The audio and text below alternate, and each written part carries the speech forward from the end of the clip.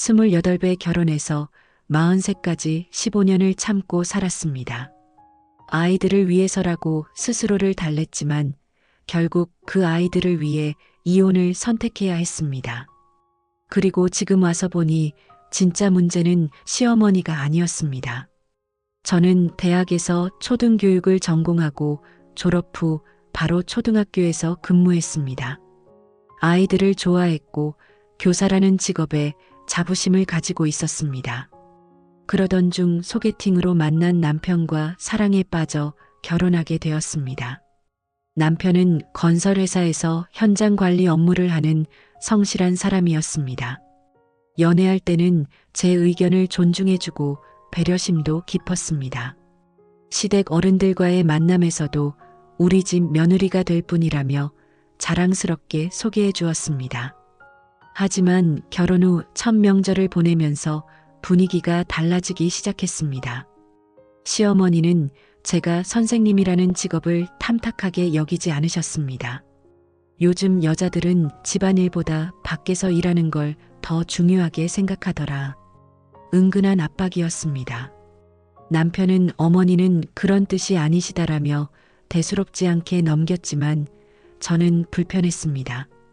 결혼 2년 차가 되어서도 아이가 생기지 않자 시어머니의 간섭이 본격적으로 시작되었습니다. 매일같이 병원에는 가봤냐, 한약은 먹어봤냐는 질문이 이어졌습니다. 가장 충격적이었던 것은 제가 모르는 사이에 시어머니가 동네 한의원에 가서 제 이름으로 진료 예약을 잡아놓으신 일이었습니다. 며느리가 부끄러워할까봐 내가 대신 예약해놨다. 내일 오후 3시에 가면 돼. 그때 저는 깨달았습니다. 시어머니에게 저는 아이를 낳아야 하는 도구에 불과하다는 것을. 남편에게 하소연했지만 어머니도 손자를 보고 싶어서 그러시는 것이라며 이해해달라고만 했습니다. 저는 그때부터 교직을 그만두라는 압박을 받기 시작했습니다. 일하느라 스트레스 받으니까 아이가 안 생기는 거다. 집에서 몸조리나 해라. 결국 결혼 3년째에 교직을 그만두게 되었습니다. 제가 그토록 사랑했던 아이들과 작별하는 날 교실에서 혼자 펑펑 울었습니다. 교직을 그만둔 지 6개월 만에 첫째를 임신했습니다. 시어머니는 그것 봐라. 일을 그만두니까 바로 임신하지 않냐며 자신의 판단이 옳았다고 자랑하셨습니다. 하지만 첫째가 딸이라는 것을 알았을 때 시어머니의 반응은 실망스러웠습니다. 첫째는 아들이어야 하는 건데. 그래도 둘째는 아들을 낳겠지. 첫째가 태어난 후에도 시어머니는 손녀에게 별다른 관심을 보이지 않으셨습니다. 오히려 빨리 둘째 낳으라는 재촉만 계속하셨습니다. 첫째가 돌이 지나고 둘째를 임신했을 때 초음파에서 아들이라는 것을 확인하자 시어머니의 태도가 180도 달라졌습니다. 우리 집안대를 이을 귀한 손자다. 둘째가 태어나자마자 시어머니는 아이를 품에 안고 눈물을 흘리셨습니다. 반면 옆에서 지켜보던 첫째는 할머니가 왜 자신에게는 그런 반응을 보인 적이 없는지 궁금해했습니다. 둘째가 돌을 맞았을 때 잔치 규모부터 달랐습니다. 첫째 때는 소규모로 했던 돌잔치가 둘째 때는 대관까지 해서 성대하게 치렀습니다. 시어머니는 친척들과 지인들에게 우리 손자를 자랑하기 바빴습니다. 그때부터 본격적인 차별 대우가 시작되었습니다. 옷이나 장난감을 살 때도 둘째 것은 비싸고 좋은 것으로, 첫째 것은 대충 저렴한 것으로 구입하셨습니다. 더 심각한 문제는 훈육 방식이었습니다. 첫째가 잘못을 하면 엄하게 혼냈지만 둘째가 같은 잘못을 해도 남자애들은 원래 그런 거야라며 넘어가셨습니다. 첫째가 4살, 둘째가 2살이 되었을 때 결정적인 사건이 벌어졌습니다. 두 아이가 함께 놀다가 장난감을 두고 다투게 되었는데 둘째가 첫째를 밀어서 넘어뜨렸습니다. 첫째가 울면서 저에게 달려왔는데 시어머니가 먼저 첫째를 꾸짖으셨습니다. 언니가 동생한테 양보를 안 해서 그런 거잖아. 왜 동생이랑 다투냐? 할머니, 동생이 먼저 저를 밀어서 말대꾸하지 마. 언니는 동생을 보살펴야 하는 거야. 그날 밤 첫째가 제게 와서 물었습니다. 엄마, 언니는 왜 항상 참아야 해? 동생도 잘못했는데 왜 나만 혼나? 내 살배기 아이가 하는 말이 아니었습니다. 벌써부터 부당함을 느끼고 있었던 것입니다. 남편에게 이야기해도 어머니가 그런 분이 아니다. 내가 예민하게 받아들이는 것이라며 오히려 저를 탓했습니다. 상황은 아이들이 초등학교에 입학하면서 더욱 심각해졌습니다. 첫째가 1학년에 올라갈 때 시어머니는 여자애는 그냥 동네 학교면 충분하다고 하셨습니다. 하지만 둘째가 입학할 때는 우리 손자는 좋은 학교에 보내야 한다며 사립초등학교 입학을 추진하셨습니다. 저는 반대했습니다. 같은 남매인데 교육 기회에서 차별을 두는 것은 말이 안 된다고 생각했습니다. 첫째도 머리가 좋으니까 같은 학교에 보내면 안 될까요?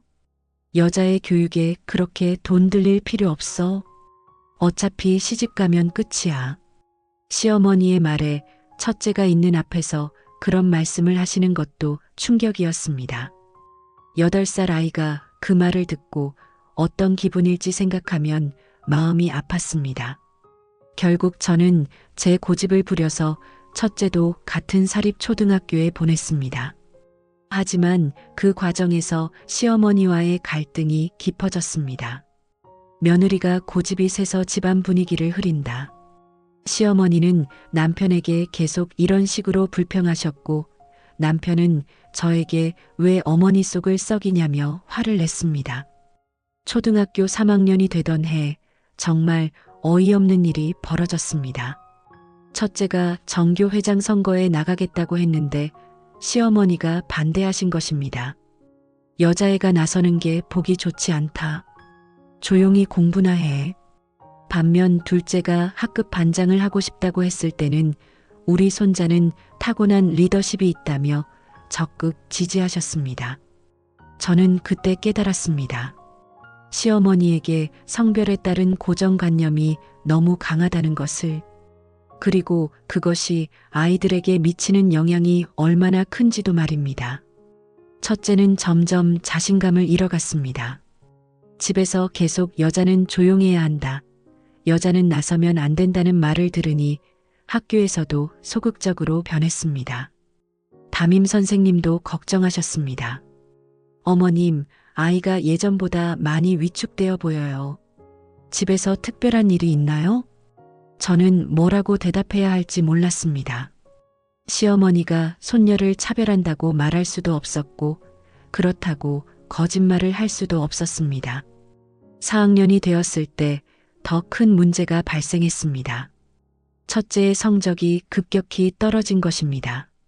원래 공부를 잘하던 아이였는데 갑자기 집중력이 떨어지고 의욕도 없어졌습니다. 상담을 받아보니 자존감 저하로 인한 학습 부진이라는 진단이 나왔습니다. 집에서 받는 스트레스가 학업에까지 영향을 미치고 있었던 것입니다. 그런데 정작 시어머니는 여자애는 원래 공부 못해도 괜찮다며 신경도 쓰지 않으셨습니다. 오히려 둘째가 반에서 10등 안에 들었을 때는 온 동네에 자랑하고 다니셨습니다. 저는 그때부터 첫째와 개별적으로 시간을 보내려고 노력했습니다. 시어머니가 집에 계시지 않을 때 첫째와 함께 공부하고 아이의 이야기를 들어주었습니다. 엄마, 할머니가 나를 싫어하는 것 같아. 왜 그렇게 생각해? 동생한테만 좋은 거 사주고 동생 자랑만 하시잖아. 나는 뭘 해도 칭찬해 주신 적이 없어. 10살 아이가 하는 말에 제 마음이 무너졌습니다. 아이가 이미 모든 것을 파악하고 있었던 것입니다. 할머니는 너를 싫어하는 게 아니야. 그냥 표현하는 방식이 다를 뿐이야. 거짓말이었습니다. 하지만 아이에게 진실을 말할 수는 없었습니다. 그의 여름휴가 때 정말 충격적인 일이 벌어졌습니다. 가족여행을 갔는데 시어머니가 둘째에게만 10만 원을 주시면서 남자는 돈 쓸 일이 많으니까라고 하셨습니다. 첫째는 아무것도 받지 못했습니다. 아이가 서러워하는 모습을 보고 제가 나서서 말씀드렸습니다. 어머니, 첫째에게도 용돈을 주시면 안 될까요? 여자애는 돈을 함부로 쓰면 안 돼. 검소하게 살아야 한다. 그날 밤 첫째가 울면서 제게 말했습니다. 엄마, 나는 왜 여자로 태어났을까? 남자였으면 할머니가 나도 좋아했을 텐데. 11살 아이가 자신의 성별을 원망하는 말을 하는 것을 듣고 저는 정말 충격을 받았습니다. 중학교에 진학하면서 상황은 더욱 악화되었습니다. 첫째는 사춘기에 접어들면서 할머니의 차별에 대해 직접적으로 항의하기 시작했습니다. 할머니, 왜 저만 이렇게 대해요? 동생이랑 똑같은 손자인데 왜 차별하세요? 시어머니는 펄쩍 뛰며 화를 내셨습니다.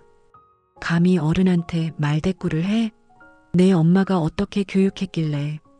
그날 남편은 첫째를 불러서 무릎 꿇게 하고 시어머니께 사과하라고 했습니다. 아이는 울면서 사과했지만 저는 그 광경을 보면서 정말 마음이 아팠습니다. 사과를 하고 난 후 첫째는 완전히 달라졌습니다. 집에서는 거의 말을 하지 않았고 자기 방에만 틀어박혀 있었습니다. 할머니와 아빠를 피하려고 했습니다. 학교에서도 문제가 생겼습니다. 친구들과의 관계가 나빠지고 성적도 더욱 떨어졌습니다. 상담 선생님은 가정에서의 갈등이 아이에게 심각한 영향을 미치고 있다고 진단했습니다. 반면 둘째는 할머니의 편애를 당연하게 여기기 시작했습니다. 누나를 무시하는 말을 하거나 할머니 앞에서 누나의 흉을 보기도 했습니다. 누나는 여자니까 공부 못해도 괜찮잖아요. 누나는 왜 맨날 화내고 그래요? 둘째의 이런 모습을 보면서 저는 절망했습니다. 성별에 따른 차별이 아이들 사이에도 뿌리내리고 있었던 것입니다. 중학교 2학년이 되었을 때 첫째에게서 충격적인 말을 들었습니다. 엄마, 나 죽고 싶어. 왜 그런 말을 해? 집에 있으면 숨이 막혀. 할머니는 나를 투명인간 취급하고 아빠는 할머니 편만 들고 엄마만 내 편인데 엄마도 어쩔 수 없잖아.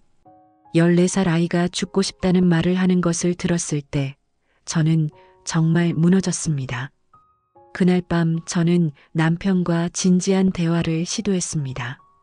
여보, 첫째가 정말 힘들어해. 이대로 두면 큰일 날 것 같아. 애들은 다 그런 시기가 있어. 조금 지나면 괜찮아질 거야. 괜찮아질 게 아니야. 아이가 죽고 싶다는 말까지 했다고. 그런 건 그냥 하는 말이지. 너무 심각하게 받아들이지 마. 남편은 여전히 문제의 심각성을 이해하지 못했습니다. 그 무렵 첫째의 일기장을 우연히 보게 되었습니다.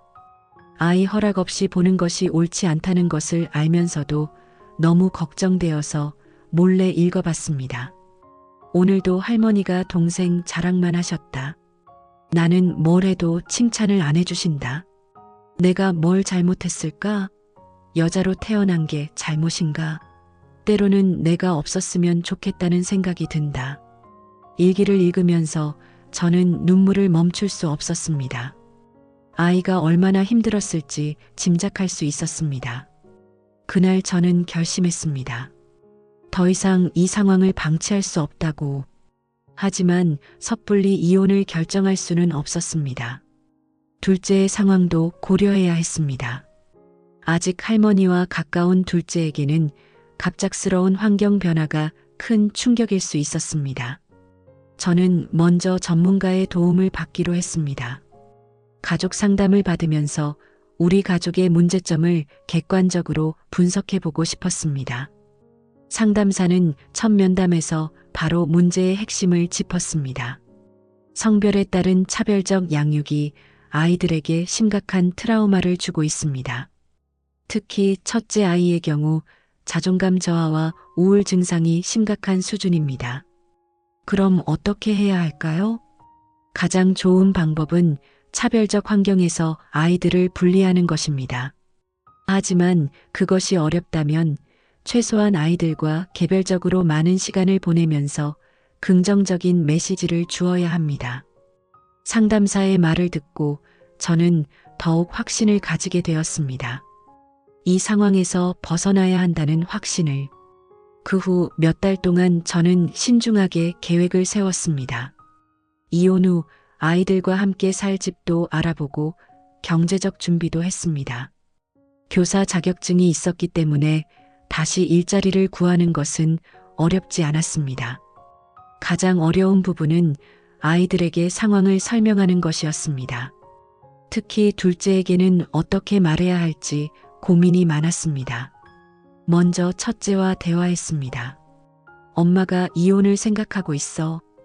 첫째는 놀라면서도 한편으로는 안도하는 표정을 지었습니다. 그럼 할머니와 떨어져서 살 수 있는 거야? 그렇지. 하지만 내 마음도 중요해. 내가 원하지 않으면 다른 방법을 찾아볼게. 엄마, 나는 할머니와 떨어져서 살고 싶어. 더 이상 참을 수 없어. 첫째의 솔직한 마음을 듣고 저는 결심을 굳혔습니다. 둘째와의 대화는 더 신중하게 진행했습니다. 아빠와 엄마가 잠시 떨어져서 살기로 했어. 왜요?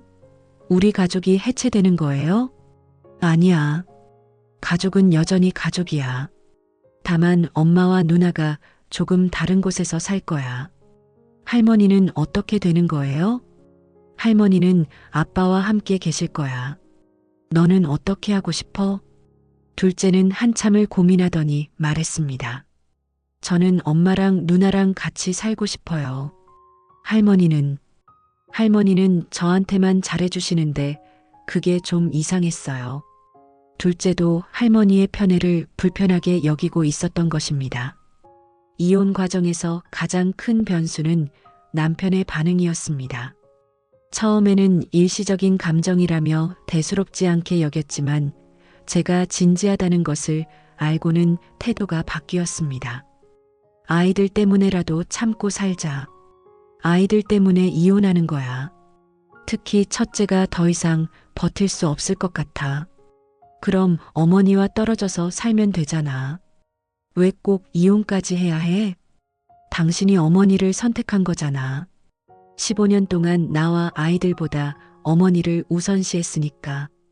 남편은 그제야 문제의 심각성을 깨달은 것 같았습니다. 하지만 이미 늦었습니다. 이혼 조정 과정에서 양육권 문제가 가장 큰 쟁점이었습니다. 저는 두 아이를 모두 키우고 싶었고 다행히 아이들도 저와 함께 살기를 원했습니다.